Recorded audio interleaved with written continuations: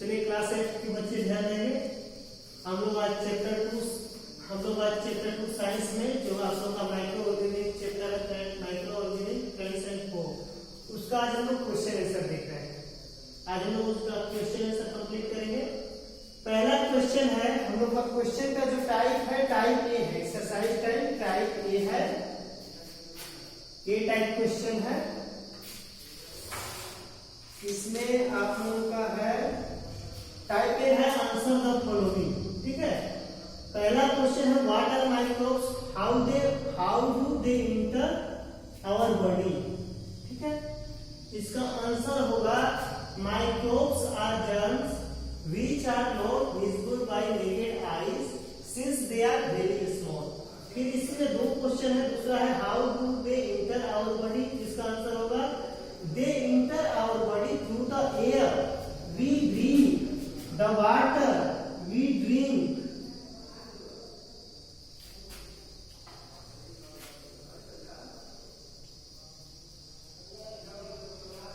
the water we drink or the food we eat.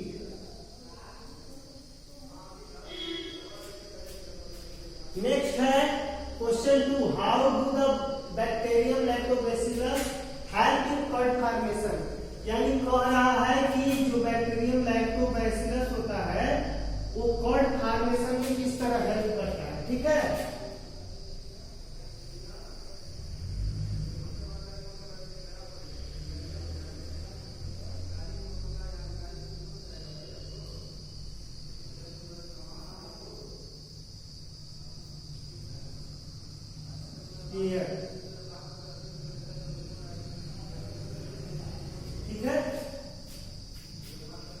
Bacterium lactobacillus हमारे curd formation किस तरह help करता है।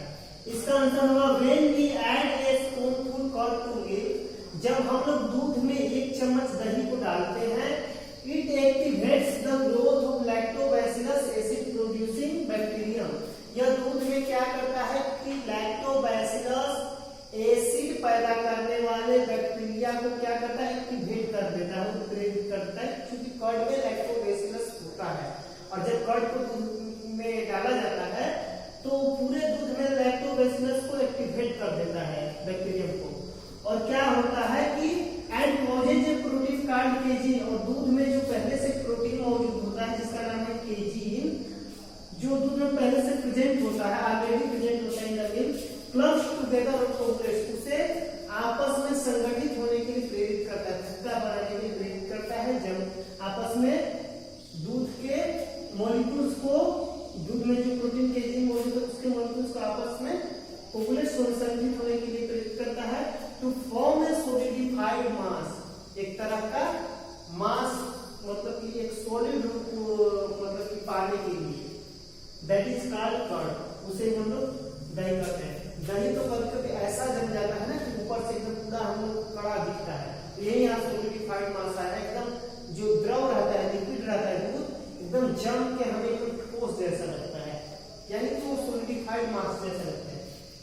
क्वेश्चन 3 है what are major groups of microbes, यानी कि माइक्रोब्स जो सूक्ष्म जीव है उनके मुख्य वर्ग कौन है, कितने हैं। तो यहाँ है हम लोग answer microbes are classified into 5 major groups, first bacteria, second fungi, third algae, fourth protozoa, fifth viruses. हम लोग का फोर्थ क्वेश्चन है डिफाइन द पास्चराइजेशन, यानी कि पाश्चुरीकरण विधि को डिफाइन करना, परिभाषित करना है। आंसर होगा pasteurisation is a method to preserve the milk without boiling it. ठीक है, यानी पास्चराइजेशन एक विधि है दूध को बिना उबाले हुए संरक्षित करने की। इन दिस मेथड, इस प्रक्रिया में the milk is heated to about 70 degree Celsius to 75 degree Celsius. ठीक है, दूध को 70 डिग्री से 75 डिग्री सेल्सियस के तापमान पे गर्म किया जाता है फॉर 20 टू 30 सेकेंड, 20 से 30 सेकेंडों के लिए, और एंड देन सडनली चिल्ड, और फिर उसे चिल्ड किया जाता है, ठंडा किया जाता है। इसमें का थोड़ा एक वर्ड लग गया है, देन चिल्ड एंड स्टोर, और तब जाकर उसे स्टोर कर दिया जाता है। तो जब वर्ड है उसको हम लोग कर देंगे अभी। तो यही है हम लोग का पहला है आंसर द फॉलोइंग क्वेश्चन है टाइप के क्वेश्चन आंसर है लोगों का।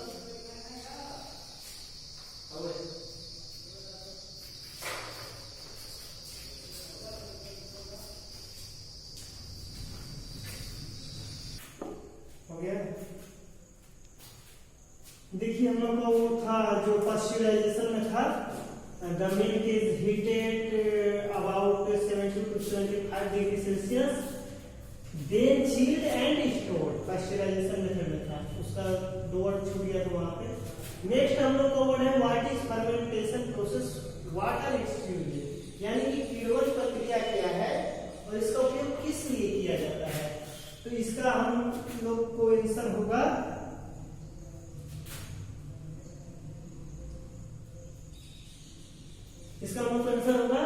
The process in which sugar molecules decompose by microorganisms to produce an acid or an alcohol is called fermentation. The process in which sugar molecules decompose by microorganisms to produce an acid or an alcohol is called fermentation.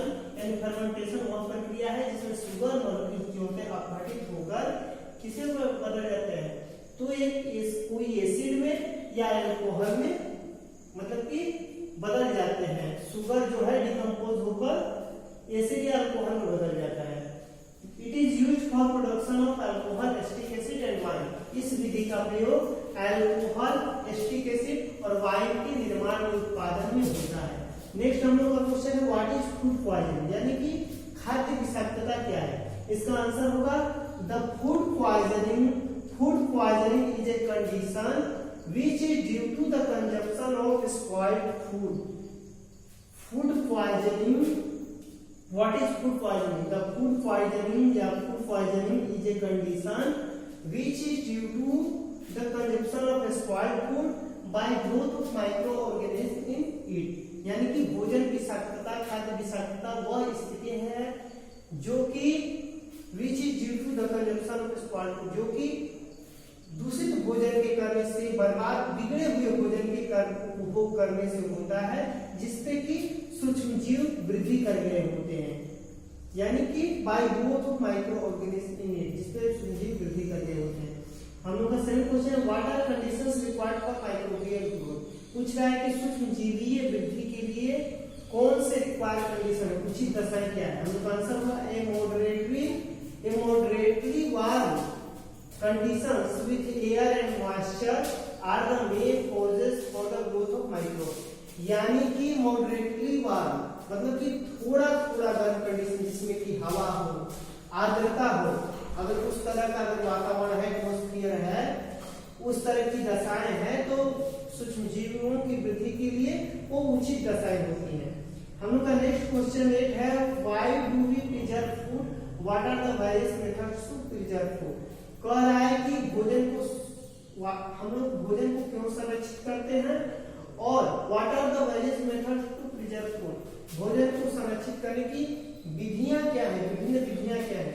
Answer होगा we preserve food for using it for long time, यानी कि we preserve food for using it for a long time, preserve food for using it for long time, यानी कि हम लोग भोजन को एक लंबे समय के लिए उपयोग करने के लिए प्रिजर्व करते हैं। We preserve food for using it for a long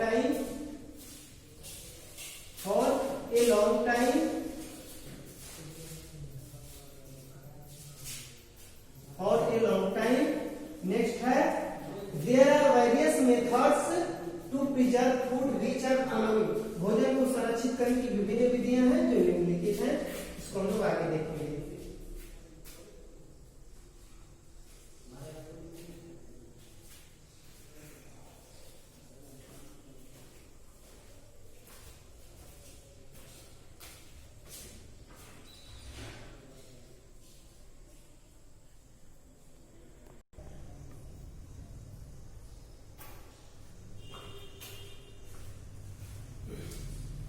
आइए हम लोग देखते हैं। हम लोग के क्वेश्चन नंबर 8 में पूछा था what are the various methods to preserve food. मैं उसमें लिखा था there are various methods to preserve food which are following. उसमें फर्स्ट लिखा था व्हिच आर फॉलोइंग, उसके बाद यहाँ है क्वेश्चन 8 का जो है रिमेन पार्ट। फर्स्ट है उसका शेष भाग यहाँ पे है। फर्स्ट है जो भी स्टेप्स मैंने लिखा था या वेरियस मेथड्स जो भी विधियां, उसमें 4-5 मेथड्स लिखा हूं। इसमें जब क्वेश्चन में आएगा आप लोग को एग्जाम में लिखने के लिए, तो इसमें से जो मेन होगा आप लोग लिख सकते हैं या पूरा लिख सकते हैं। अगर ज्यादा लंबा लगेगा तो उसमें से 2-3 विधियां लिखेंगे। फर्स्ट है removal of water is an efficient method of food preservation because moisture is one of the main reason for microbial growth.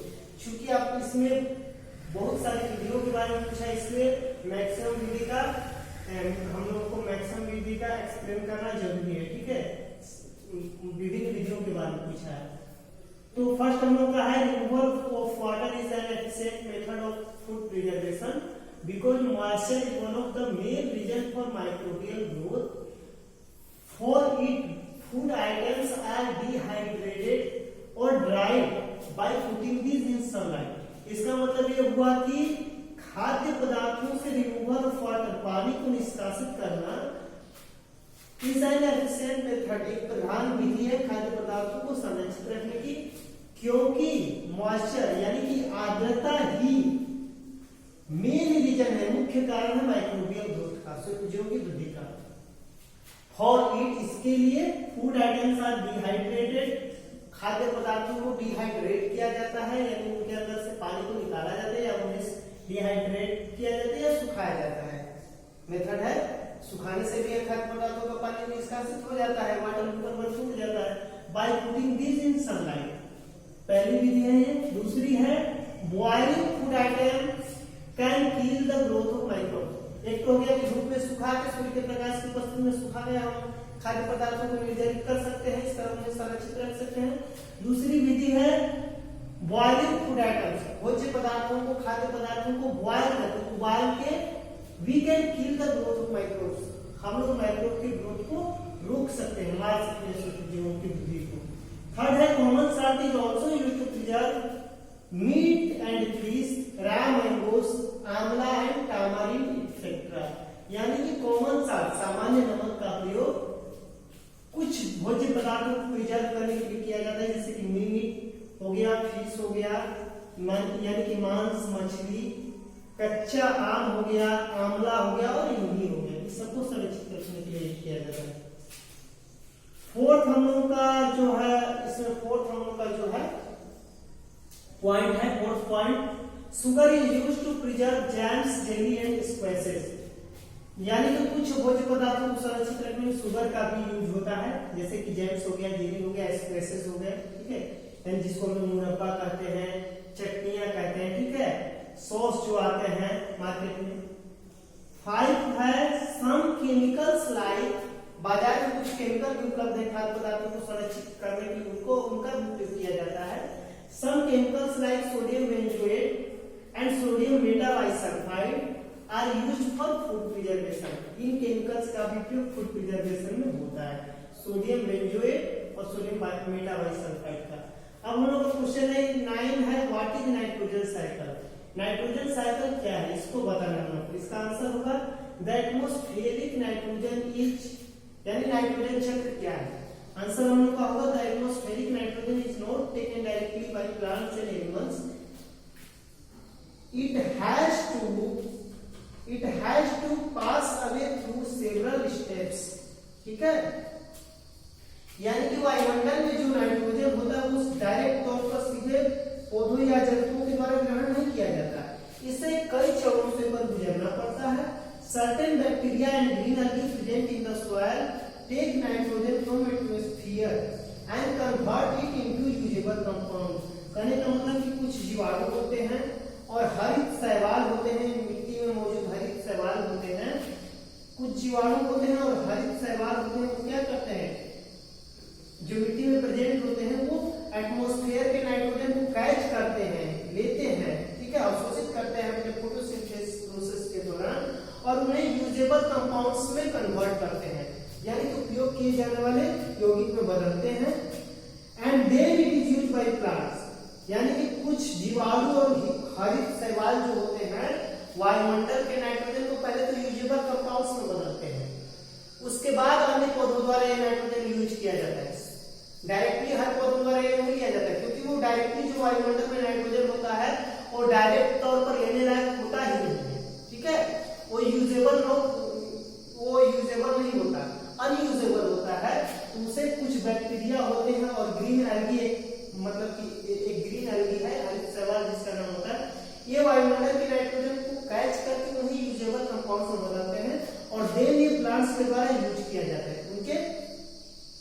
उनके मतलब कि पोषण के लिए, पौधों के पोषण के लिए तब ये यूज किया जाता है हमने पौधों द्वारा। एनिमल्स फीडिंग ऑन प्लांट्स और जंतु जो पौधों को खाते हैं get this proteins and nitrogen compound.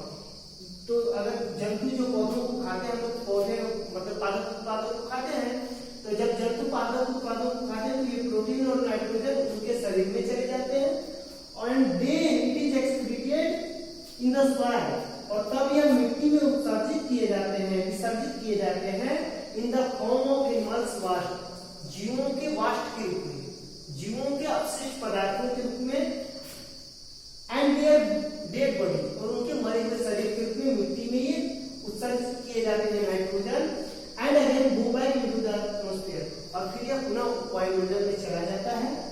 This whole process form a cycle like structure, ये पूरी प्रक्रिया क्या करती है कि एक चक्र लाइक रचना का निर्माण करती है। It is called nitrogen cycle. When we want to present it, यदि हम इस पूरी प्रक्रिया को प्रस्तुत करना चाहें तो ये चक्र लाइक रचना का निर्माण करती है। इसे ही हम लोग नाइट्रोजन साइकिल करते हैं। ठीक है, एक कोई नाइट्रोजन साइकिल का आप फिगर बना सकते हैं। मैं आप लोगों को फिगर भी बनाया था, एक छोटा नाइट्रोजन साइकिल बनाया था, ये 2 नाइट्रोजन साइकिल बनाया था, उसमें से कोई एक नाइट्रोजन साइकिल आप बना सकते हैं। ठीक है, एक लंबा में जो बैक्टीरिया द्वारा जो इंटेक किया जाता है उसको भी बनाया था और एक छोटा भी बनाया था। तो हम लोग कोई एक मतलब कि हम लोग अगर ग्रीन एल्गी वाला बनाएंगे तो और भी बेटर है वो हमारे लिए, वही हम बनाने की कोशिश करेंगे। ठीक है, इसमें नाइट्रोजन साइकिल अगर हम लोग फिगर बना देंगे तो और भी बेटर है। इस क्वेश्चन में फिगर बनाना चाहिए हम लोग को। ठीक है, तो हम लोग इसमें जो हम बनाए थे बैक्टीरिया नाइट्रोजन एक्सक्रीशन, जो हम लोग ये जो बड़ा वाला साइकिल है जो मैं बनाया था आप लोगों को मतलब कि पढ़ाने के दरमियान चैप्टर समझाने के दौरान, वो हम लोग साइकिल बनाएंगे बड़ा वाला। ठीक है, सेकेंड साइकिल जो मैं बड़ा बनाया था वो बनाएंगे। अब हम लोग का 10th क्वेश्चन है, इसको देखते हैं। लास्ट क्वेश्चन जो हम लोग का है,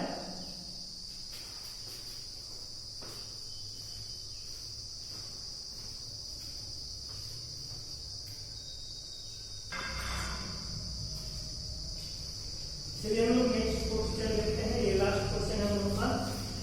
बोल रहा है इसमें what are the diseases caused by micro organisms in human, यानी पूछ रहा है कि मनुष्यों में सूक्ष्म जीवों द्वारा होने वाले रोग कौन से हैं।